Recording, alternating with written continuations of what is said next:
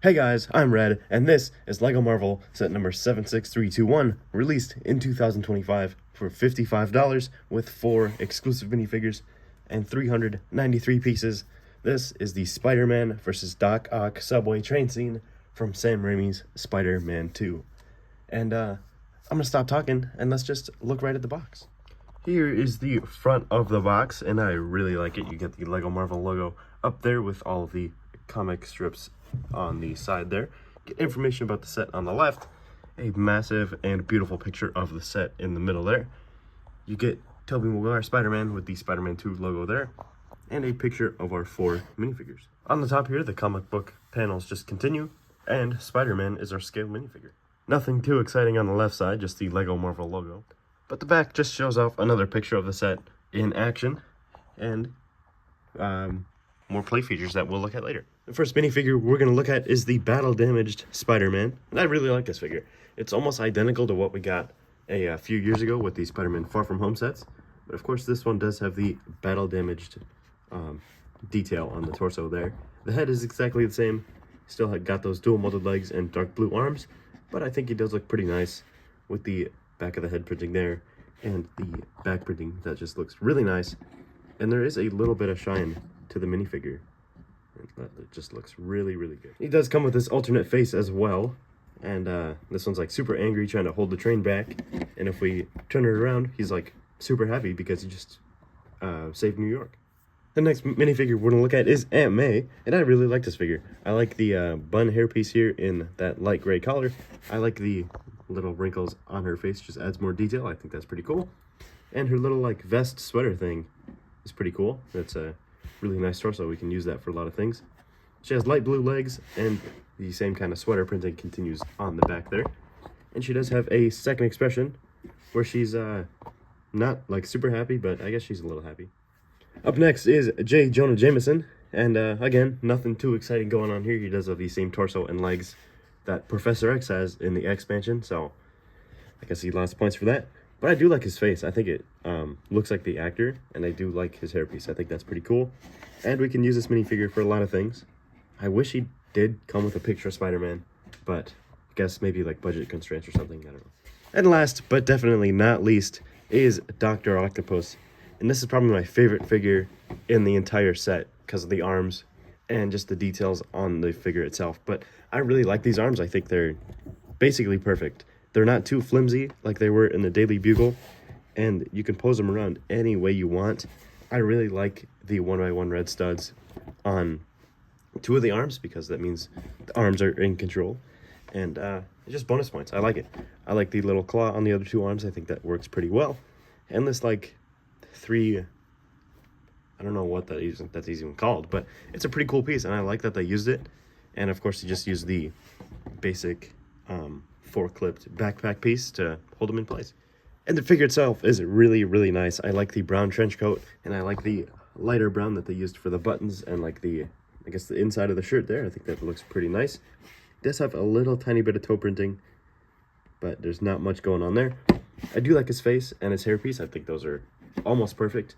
And if we flip his hair around, you can see he's super happy. I like his glasses. There's a little bit of shine there. And just the same kind of trench coat detailing continues on the back. I'm really split on these minifigures though, because 2 of them are almost perfect, like Doc Ock and Spider-Man, and 2 of them, like JJ and Aunt May, just seem like random throwaways just to have a perfect 4 minifigures in the set. So I don't really know how I feel about them. Again, 2 of them are perfect, but just these 2 just seem super random. And finally, here is the set itself. Of course, you get the New York train here, and doesn't really look too good from this point. But I mean, right away we do get a couple stickers here. We get this damaged window and this, like, I don't even know what that's called, the Metro logo, I guess. You do get a couple of 1x1 modified bricks, which we'll look at a little bit later, and then just a few modified gray pieces here to add extra detail. Do get a couple snap pieces here to pose your figures. And the front and back are exactly the same. You get the 1x3 Bay Ridge sticker, a couple windows on the left and right, get a door there in the middle where you can place your Spider-Man minifigure. And then there's this little lip here if you really wanted to connect it to a other train set. And it's exactly the same over here. Bay Ridge sticker, 2 windows, Spider-Man posing thing, and the little lip. And this side is exactly the same as the other side we looked at, but just kind of mirrored. So you get our 1x1 modified bricks, our 1x2 pieces to add detail, and a shattered window and the Metro logo, which are stickers. Moving on to the roof though, I really like how they did it. I think it's really smooth and it looks really nice. Like, don't get me wrong, it looks really nice, but it's just kind of boring. And there is some debris on the roof here using a 1x1 flat tile and a 1x1 cheese slope there. Once we place our minifigures on the train, it does look a little bit better, but still, just something's a little bit off about this. If you notice here on each side, there is a little lip here, which we can just very easily use to rip off each roof piece. If I can get it with one hand. 1 and 2, super easy, just has a couple studs that it attaches to on both sides. On the inside here, you can see a lot of chairs. I mean, I guess only 2 of them are official chairs, but it gives the illusion that there's a lot of blue chairs here in this train. On the front side here, you can see that there's more stickers. Seeing just one really big one to have some damaged controls. And if we flip it, see it's the same sticker, but just not damaged, which is pretty cool. Also included in the set is this piece of debris here, and it has the superhero posing piece with the modified end there. So you are able to take it and place it in any one of these holes, and it looks like it's kind of flying away. And after placing Spider-Man up front, you can see he comes with these massive web pieces, which connect to the even bigger web pieces to web up the train and make sure it doesn't, you know, derail and crash into certain 2 towers of New York. But after placing Doc Ock on the train, this set looks complete now. It looks really, really nice. I really like this set. I think it looks really beautiful in this state. I don't really like just the base train, but after placing our figures on it, it looks really, really nice. So there you go. That's really all I have to say about this LEGO Marvel Spider-Man 2 set. I really like that they're making sets about the classic Spider-Man movies now.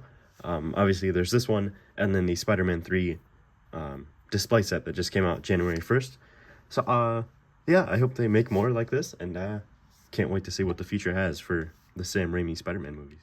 But most importantly, what do you guys think about the set? Why don't you leave a comment down below and let me know. And while you're down there, hit like, subscribe. It's easy, it's free, and I don't know what our next video is going to be yet, but it'll be something super exciting.